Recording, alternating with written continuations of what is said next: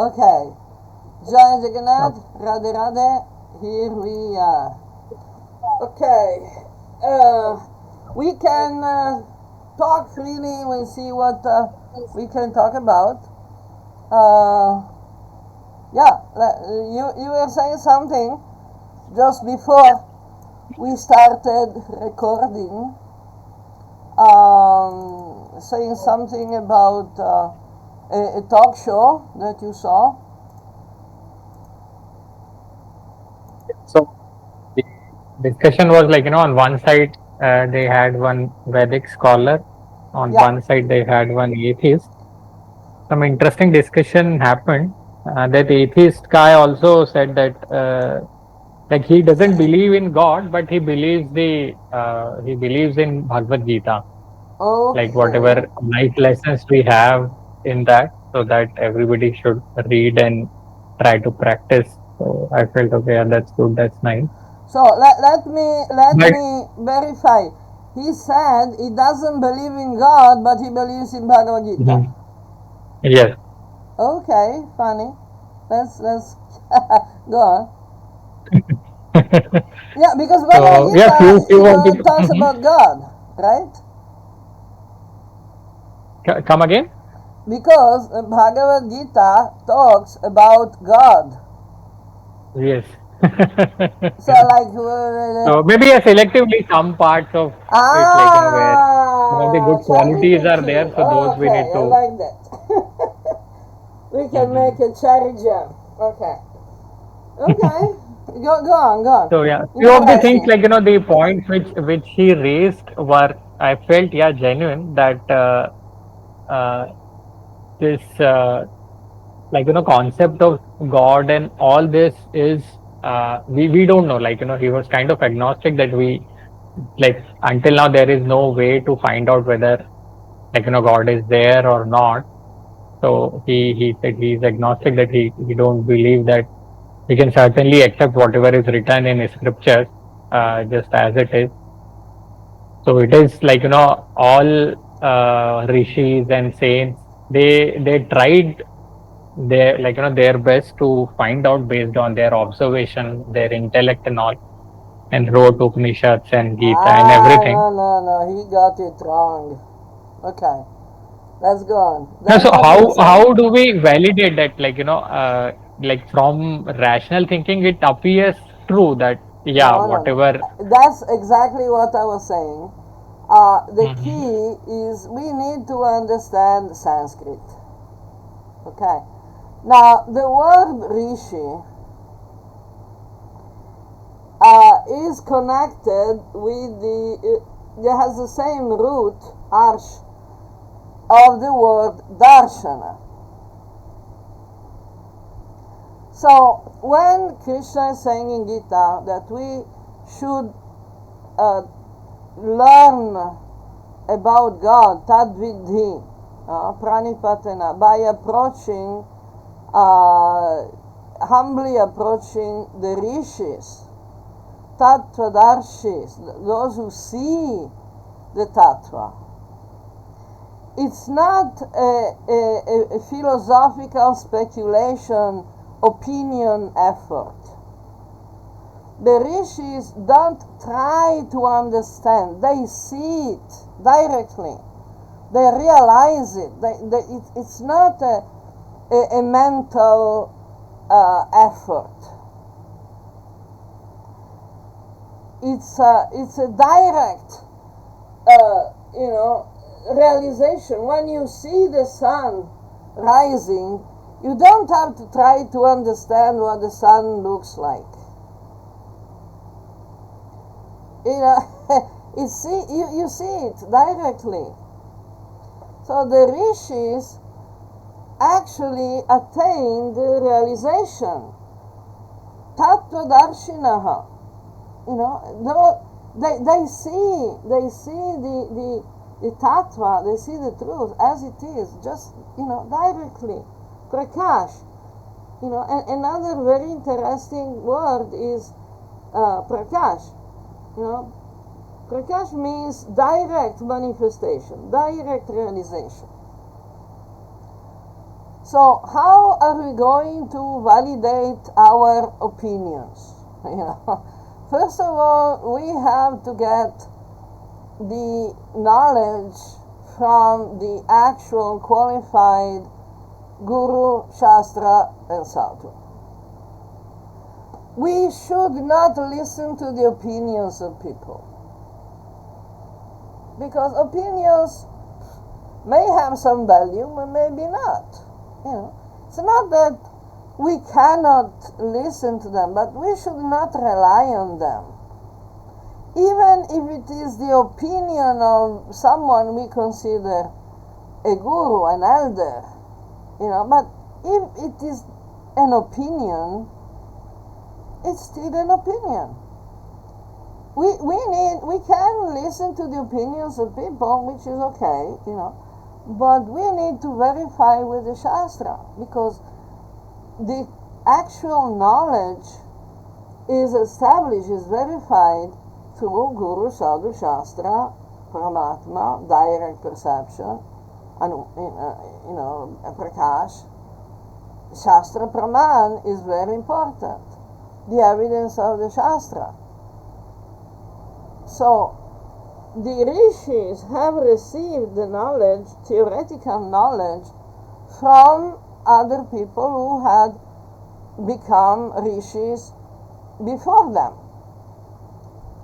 Idam parampara praptam imam rajarshayo vidu. Krishna is saying that this knowledge is passed from one person to another. Now, this passage of knowledge has nothing to do with the ritualistic ceremony of initiation, or with officially belonging to a lineage. That's not how we realize the Supreme Brahman. So that is also, Gita is explaining that only through bhakti we can really, actually realize, get the direct perception of Bhagavan, Brahman, Paramatma, Bhagavan, which is the same tattva. You remember that verse that I quote very often from the Bhagavata Purana, Vadanti tat tattva vidas, tattvam jnanam advayam, Brahmeti, Paramatmeti, Bhagavan iti shabdite. Brahman, Paramatma, and Bhagavan are just one tattva that is jnana, that is consists of knowledge, consists of realization, perception, awareness. Sat, Chit, Ananda. It's eternal, it's made of awareness, and it's, perfectly happy, always happy, unconditionally happy. So, I think that scholar, taking part in that talk show, was just a theoretical scholar. He didn't have realizations. I don't know, I didn't see the talk, but if he thought that the rishis have tried to understand, no, the very moment they saw, they got the direct realization, the darshana, the prakash, they became rishis. They were not rishis before. You understand? That's why I'm saying, we need to understand a little bit of Sanskrit. We don't need to, make conversations in Sanskrit about buying tomatoes at the market. That's not required. But the roots of the words and their philosophical, theological meaning, this is important. Does that clarify the issue better? Yes. Yeah. Okay. That's understandable. Yeah, continue. But how can we sitting here verify that the rishis actually were able to see? and it's not Okay, because in yes, some portions, like yes. okay, we say that Upanishads talk of it as like Brahman as something which can't be understood through intellect or something, and we Yeah, only have intellect at this point of time to understand. And yeah, on yeah, yeah. another side of it, if we look at Puranas, we see some of the written verses which are not in compliant with what modern science has found out.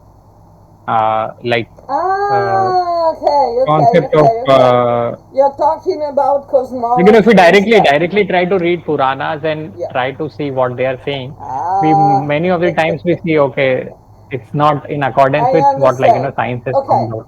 Hmm. Can we stop 1 minute here and address this particular point because it's very Sure, interesting. sure, sure.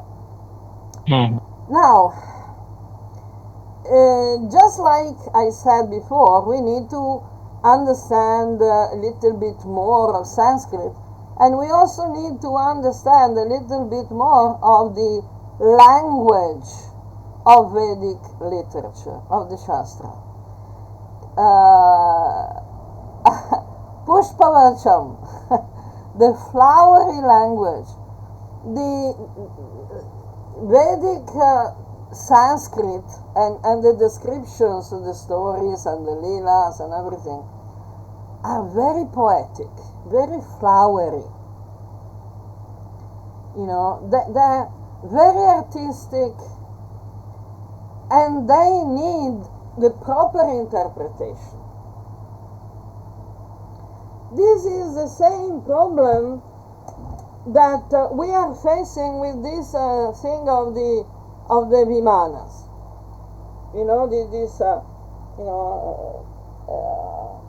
spaceships and airplanes that are in fact mentioned in lots of Vedic literature, starting from the Veda Samhitas. There's a lot about the vimanas in the Rig Veda, for example, and also some in the Ramayana, some in the Mahabharata, some in the Puranas and everything. Now, you probably have heard about this Vimanika Shastra that popped Yes. up in the beginning of the last century, about 100 years ago. I don't think you have read my book, Gods or Aliens. Probably No, not. no, I think. Okay.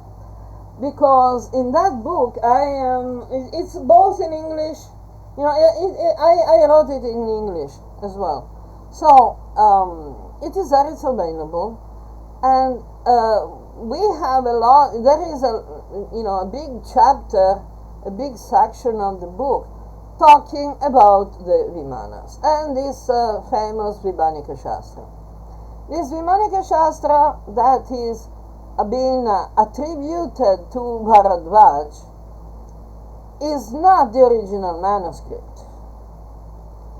It is something that was channeled about 100 years ago by one guy in India, one Indian person, Hindu, who wrote down whatever he was channeling and got some help from some friends to make some drawings, of the Vimanas he was visualizing. Now, there is some information that one person actually was able to build a real Vimana from that, which could fly, in fact. But then it mysteriously disappeared. The story is that the machine and all the information and everything were purchased by some British company, and then that disappeared, which is possible, but there's no evidence of that. But there is evidence from a newspaper of that period, because about 100 years ago, newspapers in India had already started. So in the newspaper there was this article about this experiment, and it was done in public, so lots of people attended, and lots of people saw this machine actually fly and then go very high and then come back, and and that was the event, and it made a lot of interest, but then nothing more has been done. In the last 100 years, with this Vimanika shastra and all the Kavya Vadadi, something like that, that got together with this Italian stupid guy Enrico Baccarini, and they wrote, Baccarini got Kavya's help to write his book that was published in Italy under the title The Fall of the Gods of India. So I wrote to this Kavya lady, and I was asking information about what they were doing, and she said that they have actually made some models, and she said, oh yeah, they're aerodynamic models, they can fly if we put them in a wind tunnel. You know what a wind tunnel is? No. Okay.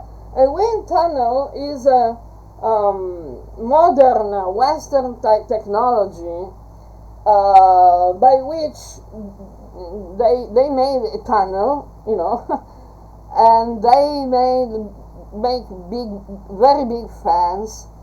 So this wind made by the fans can actually give you the impression you're flying. Because, when you put some cloth in front of a big fan, what does the cloth do? They look like they're flying, right? So, and she was saying that this Viman model they made was aerodynamic, so it could fly in a wind tunnel. Baba, I can fly in a wind tunnel, and I'm not a Viman. Anyone can fly. So, they're even used as a tourist attraction in the United States, because they're using them, NASA and everything, to simulate the absence of gravity. Okay. Anybody, even if you are 200 kg, you can fly. You as a human being, you can fly in a wind tunnel. But in the end of the story, it came out that she had to admit that they have not been able to actually build any functional model. And they have no idea of the meanings of half of the words that this guy wrote down in his channeling exercise.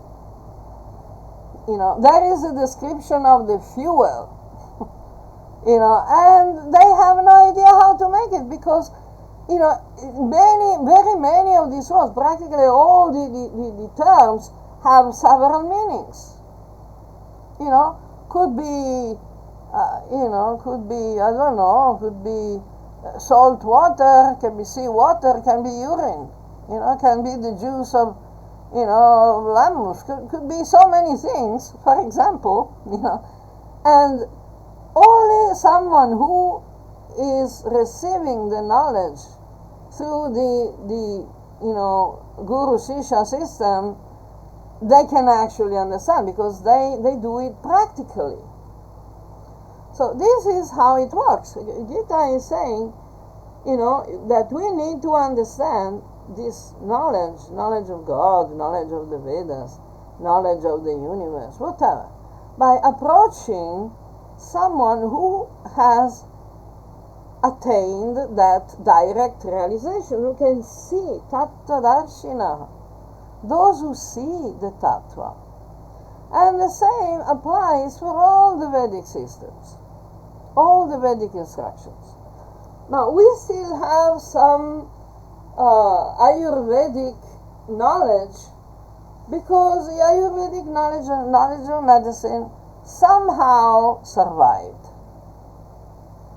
Because how it survived through the Buddhists, who made these universities like Nalanda, Takshashila, were Buddhist universities, and it survived through the Chinese popular medicine, and it survived through some Arabs that when they arrived in India to pillage and destroy, 2 or 3 of them were actually interested in the knowledge, not in the religious knowledge, but in the practical knowledge.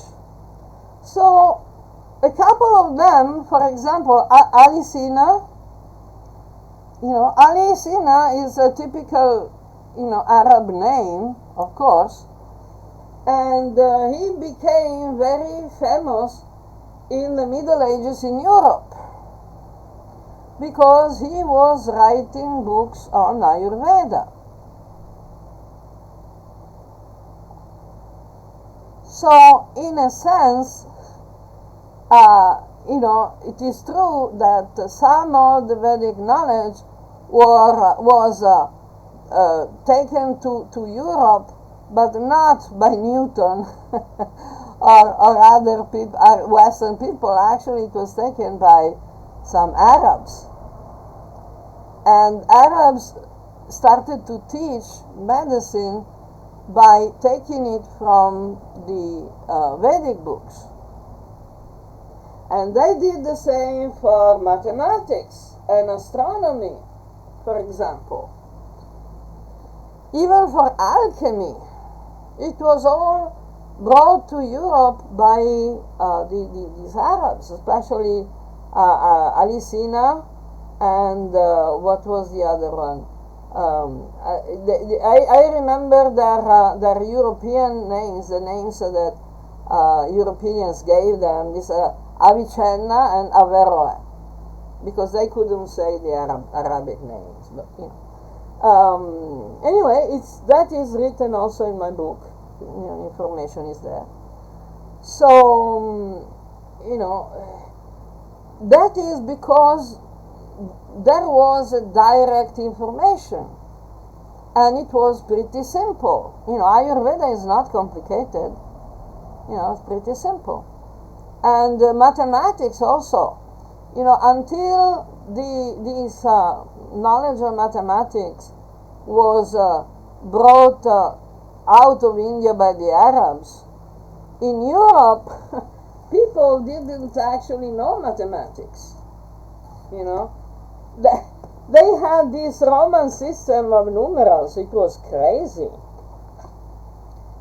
If you try to read some Roman numerals, you'll get a headache, because they only had they use letters instead of numbers, and they use the letter I, to signify 1, and they were going 1, 2, 3, so 1 stick, 2 stick, 3 sticks. Then to write 4, they had to write 5 minus 1, because they only had 1, 5, 10, 50, 100, 1000. They have no other numbers, and they use the letters. So they use this I for the unity, the V for 5, the X for 10, and L for 50, C for 100, and M for 1000. That's all.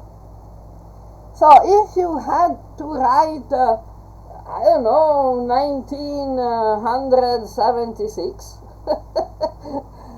you had to do all the calculations. Like 19 means 20 less 1.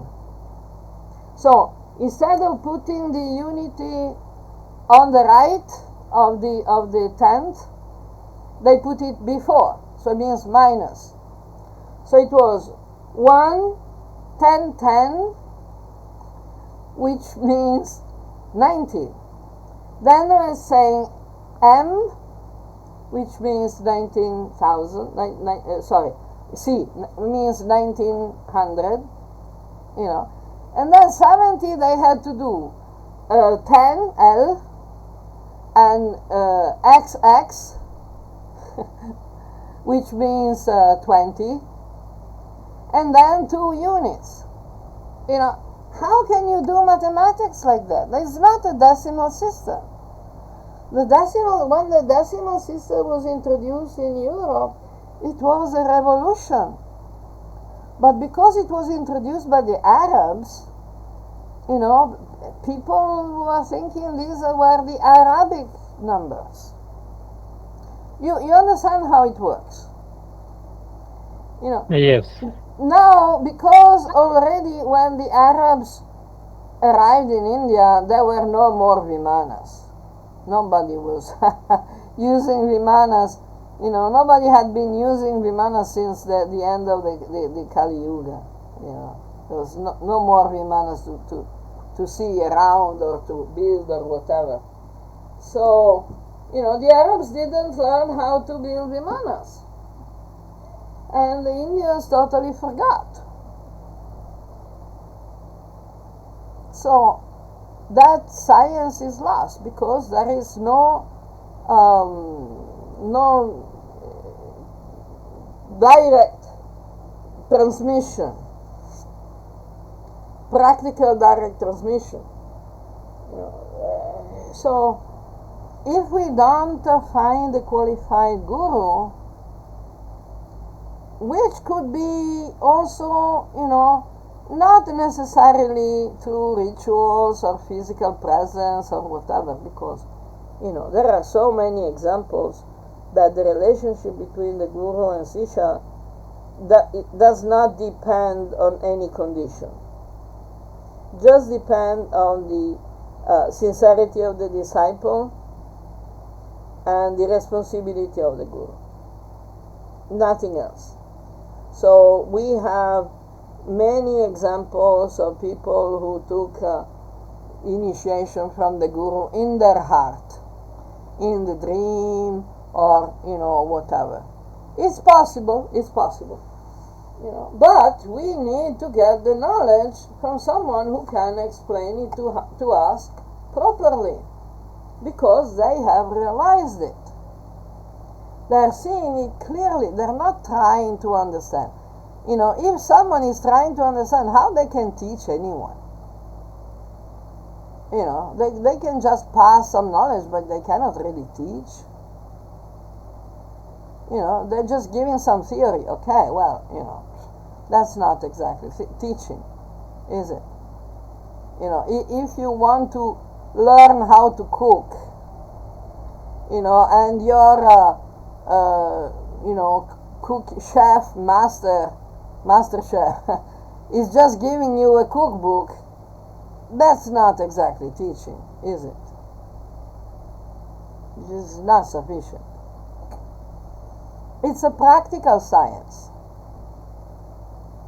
So the cosmology, the information that the Puranas contain about the universe and lots of stuff that don't seem to correspond to what people believe is modern science. That's not so simple. Because, for example, many people that think that modern science is still the Newtonian paradigm, mechanicistic paradigm. They don't know what has happened in the field of physics, for example. The quantum physics is not what people think. Science is not what people think. Because the information about science, modern science, that are given to the people are usually very obsolete. There was stuff that was, popular when they were going to school and when their school books were written. In science, you can have, new things every day because they keep discovering stuff, and that it can change the whole vision, the whole perception. In the Vedic system, we have a descending process through the teachings of the Guru, Shastra, Sadhu, and so on. But then, after we get the basic knowledge, basic information, we start the ascending process, which means we have to experiment, verify directly and personally, because the point is we need to see, to realize, to come to actually understand, because we see it.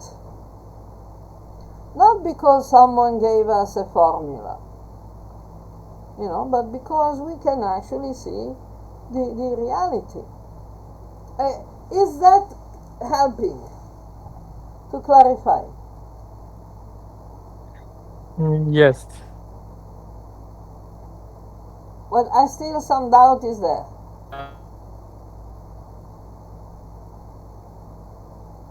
Tell. Now, when we talk of Puranas, stories, and some of the things would, the Vedic and Upanishadic scholars believe that are not in sync with the teachings of Upanishads. Yeah, exactly. So how to understand, there is some sect of people who only believe that till Upanishads we were good.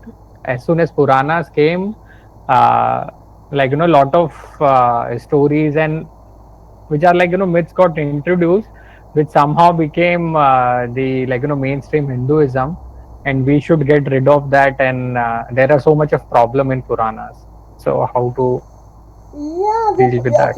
Okay. The problems in Puranas are coming partly from this, poetic language of Sanskrit that really needs to be understood.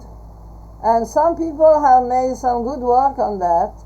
I will tell you, like Sadaputa, for example. Sadaputa Das, Drutakarma Das have made some very good work on that, especially on cosmology. Okay, how the Puranas are explaining the structure of the universe. I will try to find some links, to put the links on the description and send it to you as well. And the other problem is that the Puranas are old stories. The word Purana means old, right? It's still used in the modern Indian language to mean old. The Purana Chapal, the old, the old sandal, Purana means old. That means they were very old stories when they were written down. And then they were written and rewritten and then copied, and then, they have probably been tampered with. In all the copying exercise, it is easy to, to make some mistakes. And sometimes people are making honest mistakes, And sometimes people were making dishonest mistakes. Like Madhva, for example, is known for having invented a lot of stuff.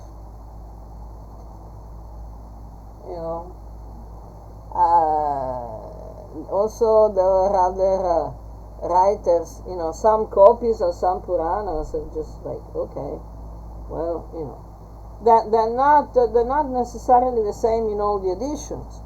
And Puranas, have also been written in different periods of time.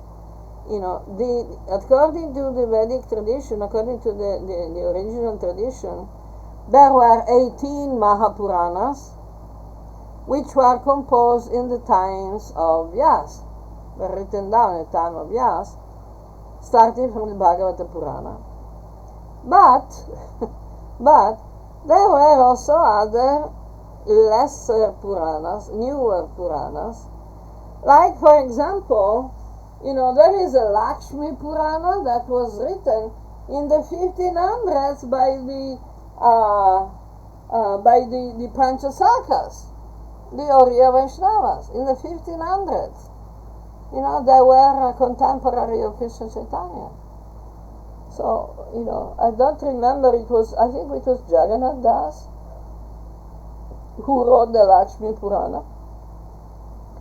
And in fact, it's a very good book, it's a very good story, but, it's a story. The Puranas never claimed to talk about historical facts. Because they don't care. The Puranas talk about the Leela, and the Leelas do not depend on historical facts. Leelas are like theatrical pieces that express some teachings, through examples, through discussions, through a lot of things, through elaborations from the various people that repeat it. Take, for example, the Bhagavata Purana. Okay, how does it start? With the sages in Naimisharanya. Then Sutta Goswami is talking with these Brahmanas and other sadhus and everything. They are sitting in Naimisharanya, and then they ask Sutta, okay, the story of Krishna, so please tell us the story of Krishna, Bhagavan, okay. And then Sutta starts to say, oh, then there is this story, remember, in Mahabharata is written, Kurukshetra, blah blah, and Parikshit, blah blah, and Parikshit was cursed, and blah blah, and then he went to the bank of the Ganges, the Ganga, and then Sukadeva came. And then his Sutta starts to report what Sukadeva said. And then Sukadeva starts and talks a bit, and also he starts to say, that Maitreya went, Vidura went to see Maitreya, and they had a conversation. And Vidura said, and Maitreya said. It's very confusing because the point is not the story. The point is the teachings, the substance of the knowledge that the Bhagavatam contains. So you can imagine how many times these stories were written down and repeated and told to one to the other, and in the end there was some compilation that we know today. But according to the tradition, the compilation of the Bhagavatam in the higher planets is much bigger. On the Bhagavata Purana we have, I think it's 18,000 verses, if I'm not mistaken. Yes, 18,000. 18,000. In higher planets, Svargaloka is, I don't know how many times that number. So what is the real text? How can, there is no historical point, no claim of, historicity or geographical, time, space, and continuum. They're all, optional. They're just general reference.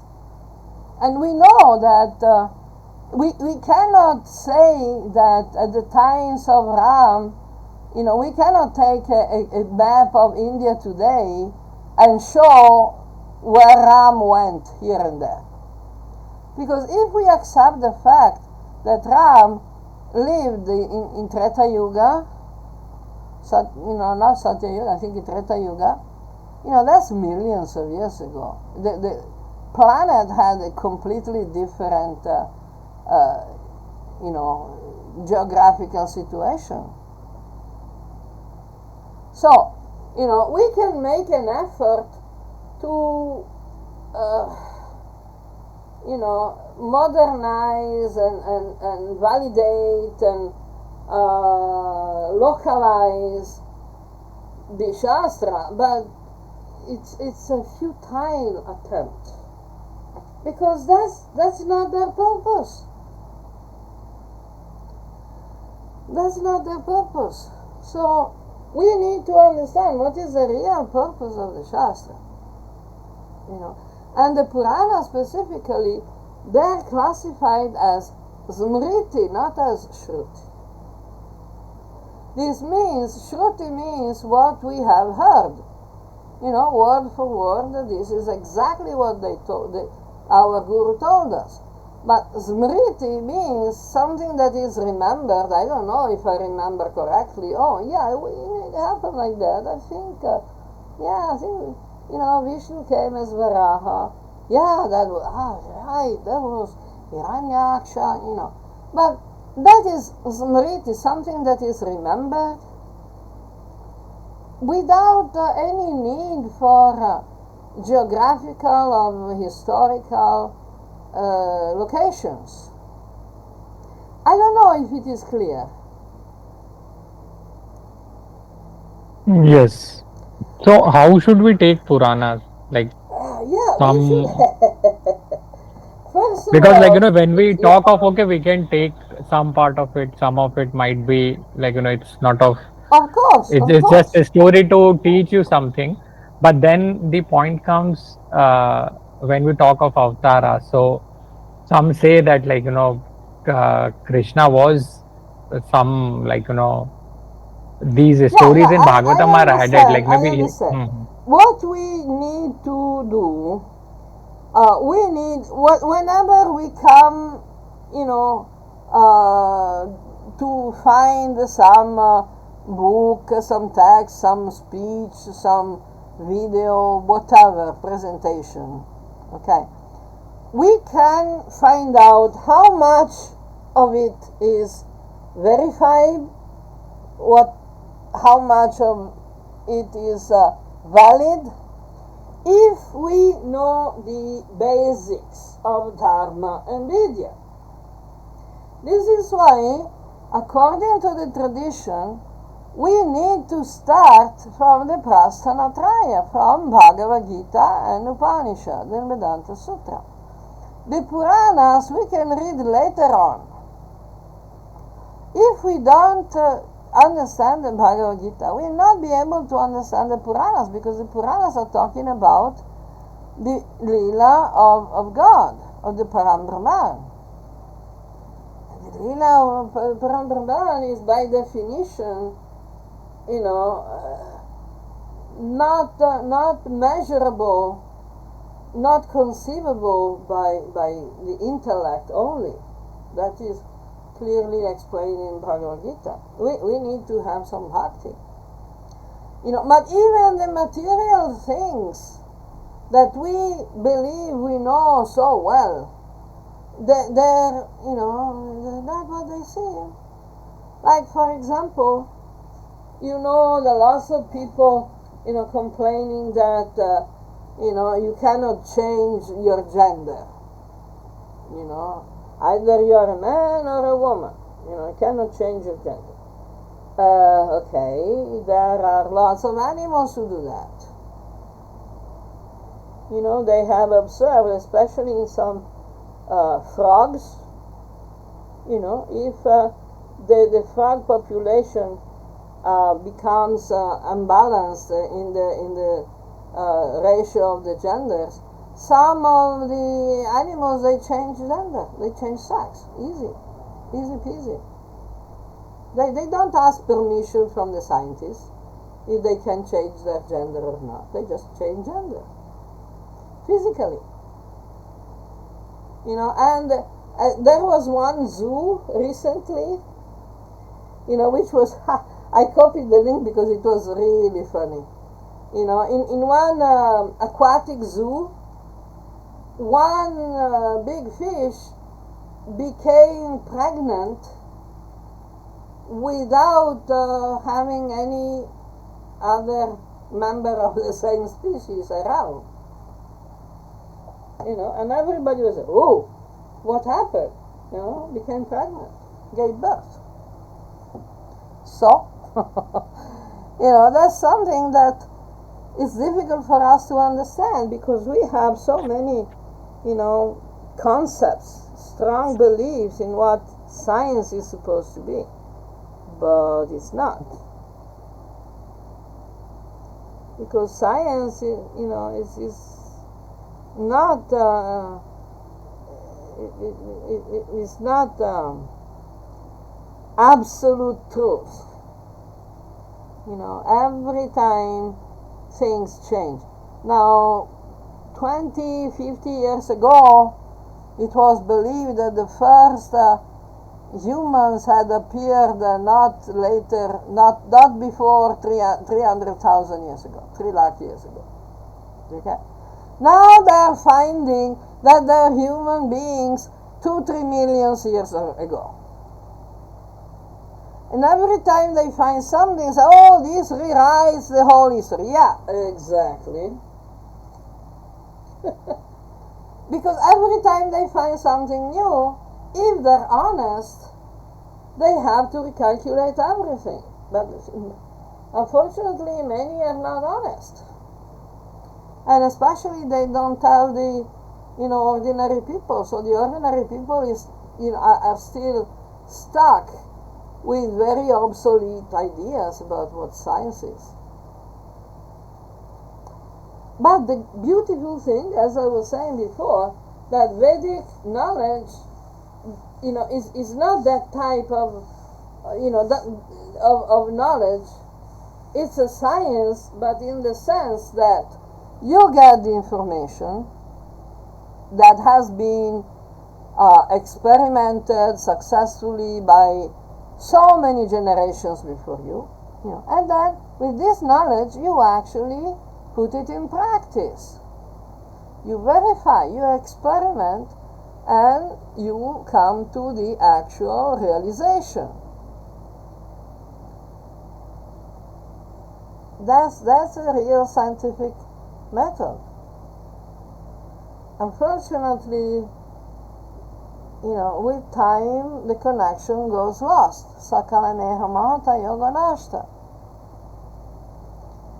So when the connection goes lost, then we have to make extra effort to understand and put in practice.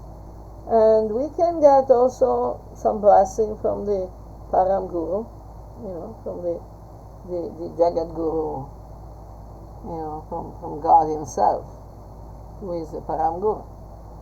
But, we still need to experiment, to verify, to validate it with our direct realization. Otherwise, it's theory. How can we actually verify what is the shape of the universe? We cannot. So, we don't consider it as a science because it's not something that we can verify. But we have the science of the Atman, the Atma Vidya, that is something we can verify. Because, we are the Atma, so we have all the opportunities to verify. You understand? So, the important thing is that there are some basics. Basics of Dharma, basics of Vidya.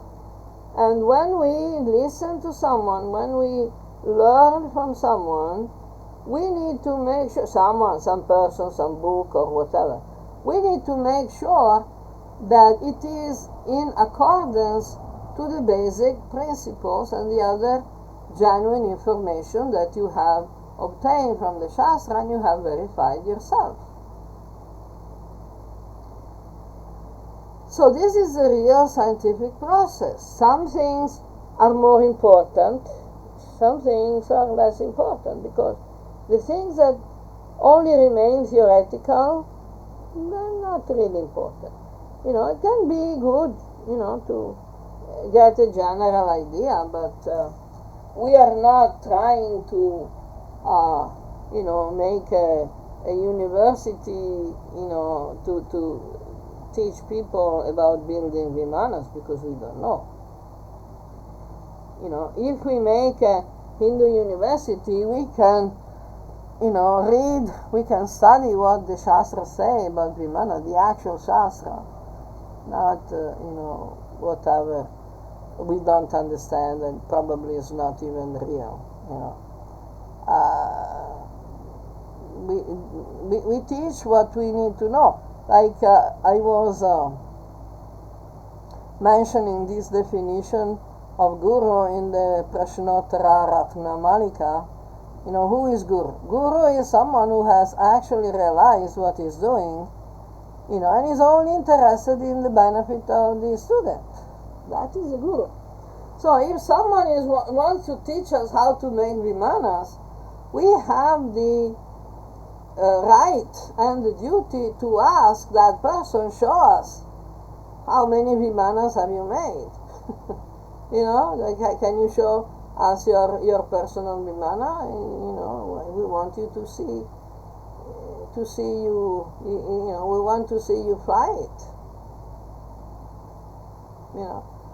But this would clear away a lot of fog. Just imagine if we did that with all the people who claim to be teaching yoga. So a teacher, someone who presents himself as a teacher of yoga, should, at least have some yoga siddhis, right? So show us your yoga siddhis. The Laghima Siddhi is not jumping off your butt, and saying that you're levitating. That's ridiculous. That's ridiculous. Without jumping, just stay still and levitate. I want to see that.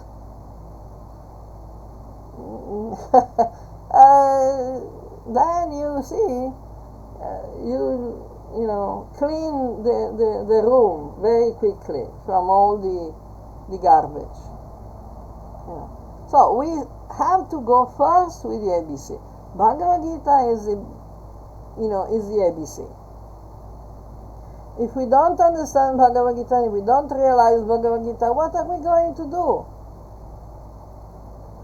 We are not going to understand anything else.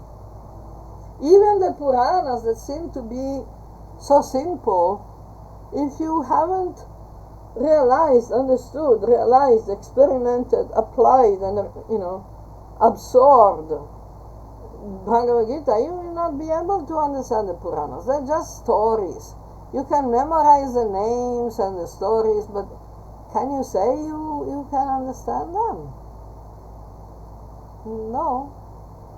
If you don't know the purpose of the stories, the purpose of the lila, the nature of Bhagavan, the nature of the soul, the meaning of avatar, People think that avatar is a moniker that you use on Facebook. You put your, cartoon face, and that's your avatar. That's an avatar. Okay. That's why it's difficult for people to come to terms with the Puranas, because they're confused on the basics. I don't know. Is that clear? Does it help? Basically, we need to become expert in Gita, Yeah, Upanishad, and then only we should read Puranas. exactly. Otherwise, Okay.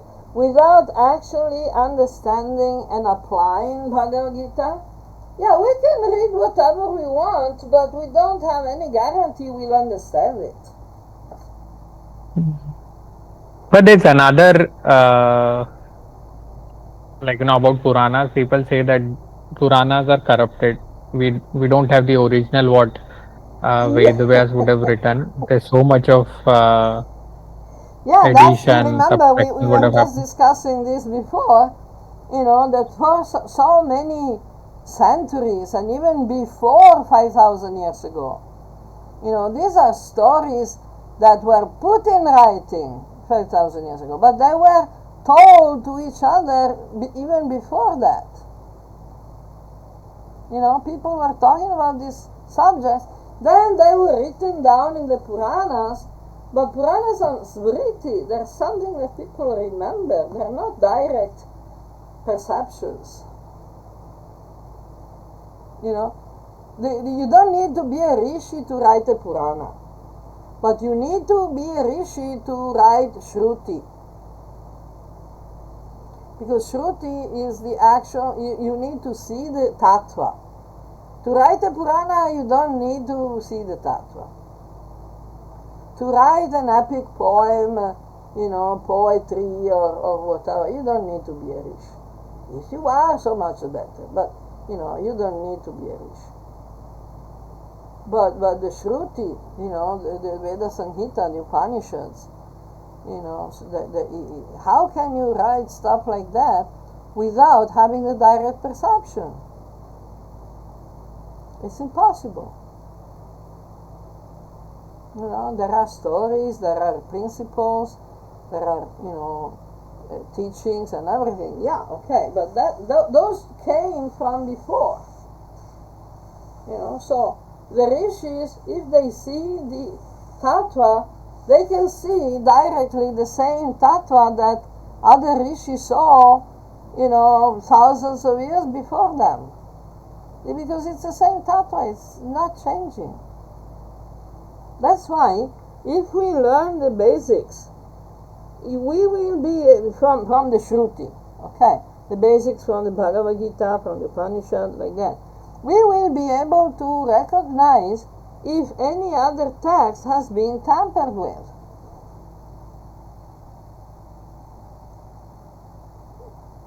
That's that will be a competent review. But if you don't have any, you don't have the sufficient knowledge, you don't have the direct realization, then it's your opinion against someone else's opinion. So, what's the point? It's never going to solve any problem.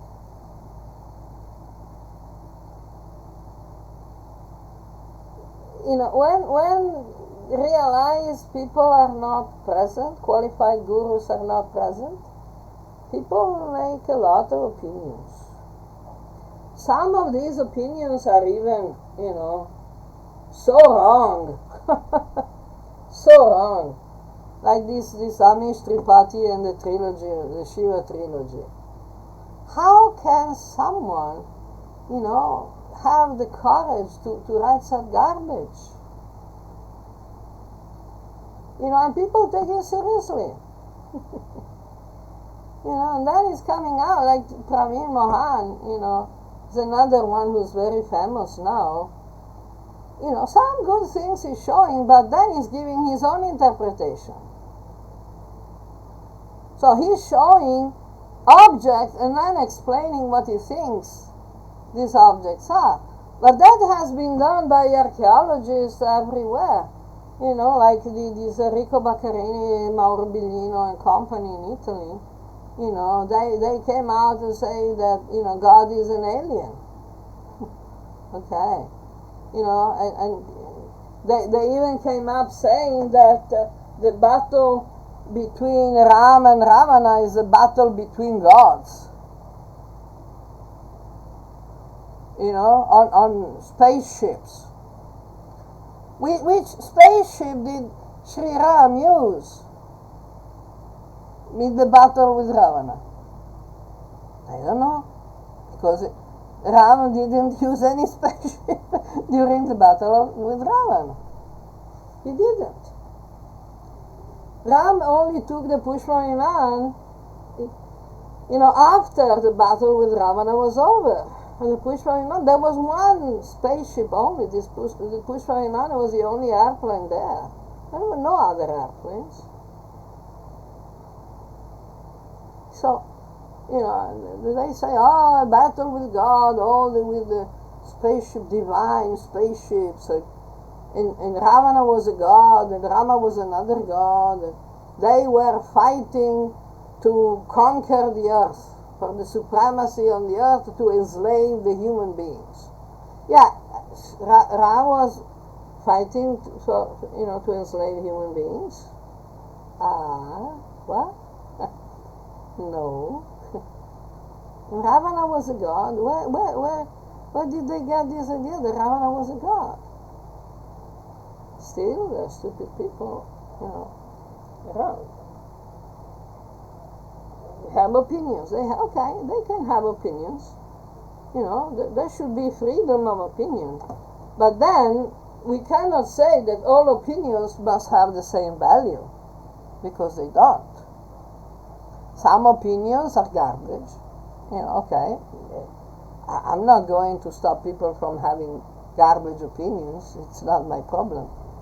You know, but if I see someone who's saying the Vedic culture, Vedic knowledge says that Ravana was a god, he said, no, that's not correct. This is why in ancient times they had the public debates, you know, about philosophy, theology, and and so on. I don't know. Is that helping? You know, is that clear? Yes, yes, yes, it's clear. Excellent. So yeah, this is it. Now recently, Quora collapsed a couple of answers, my answers. One was saying for violating Quora's policies about plagiarism, because I quoted Bhagavad Gita, that was plagiarism.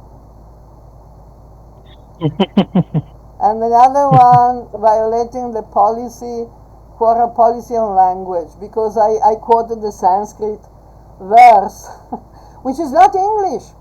You know, the question was done in English, you have to respond in English. But if the question is about the Vedic scriptures, I cannot quote Sanskrit, because that is a violation of the Quora policies. Can we raise like this is wrongly reported or something? Do they do? Yeah, like, they have? listen, haters will hate. Now on Quora, I have been having 25,000 views every week, regularly, for months and years. 25,000 people per week read my answers on Quora, on the English platform. You think that nobody will get envious? And if you have seen my answers on Quora, I am not mincing words. I say what I have to say. Satyam Bruyat, Priyam Bruyat is okay up to a point. You know, because if someone is stupid, that you have to tell them they're stupid. You know, that's what Krishna does, huh? When Krishna speaks about vimudhas and, you know, stuff like that, you know, what is vimudha meaning? You know, the meaning of vimudha means imbecile, completely stupid. Yeah, well, you know, that's it.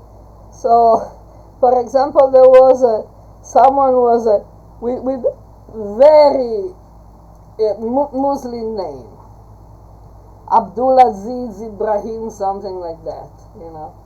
And he was asking me, not asking in general, but asking me, you know, what color of material of clothes he should wear to chant the Bija mantra, and he was saying that Bija mantra for Mother Kali. Can you imagine what I answered?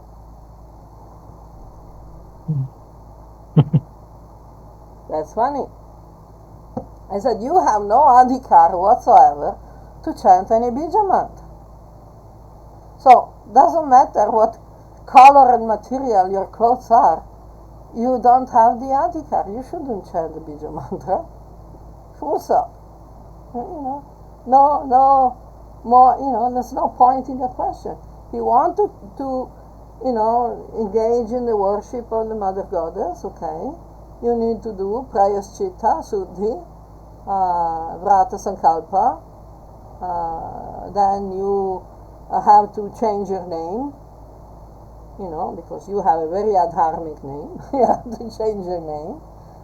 You have to, you know, take the vows, the vrata sankalpa, you have to, you know, follow, and you have to get the proper sadhana from a qualified guru, and then use the proper sadhana if you want to worship the Mother Goddess, okay, but you chant the Maha Mantra for the Mother Goddess, not the Bija Mantra. That's it. I don't know if he liked it or not, it's not my problem. You know? And, you know, there are so many offensive questions on Quora, offensive towards Hinduism and Hindus, you know. But nobody is removing them, you know.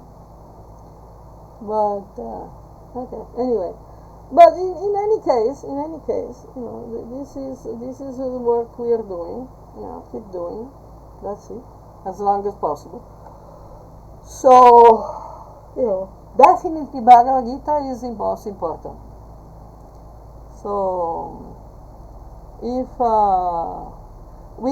was thinking maybe we can do some meetings over the Gita study guide. Yeah. You know, that I prepare some appendixes for the Gita study guide. Okay. I think. But that was in Italian, right? I think Yeah, unfortunately, yeah, I hadn't the time to translate them in English. But I gave one of my books to be translated into Italian. This is why I became a Hindu. And I didn't expect they want me to pay 6,000 euros for that for the translation of that book. And I was like, what? Because when I was translating books, you know, they were grossly underpaying me. Grossly underpaying. You know, and I was thinking, okay, maybe I can raise 500, 1,000 euros. So that's reasonable. 6,000? You know, I would have, now I'll see, at some point, I may pull the plug for some time, and, you know, I may focus on the translation work, but not yet. But, you know, we'll talk about that. We can talk about that also offline. Yeah, I think maybe next time we can see this guide, the study guide to Bhagavad Gita, so maybe it can help. Or if you have any questions, you just, you know, note them down, and we can discuss about them. Any other clarification on the main points that we discussed today? No. Pretty good. So I'll let you go and have your dinner. Today is Ekadashi, so anyways. Yeah, break it. Okay. I'll stop the recording. Thank you, Jai Jagannath. Jai Jagannath.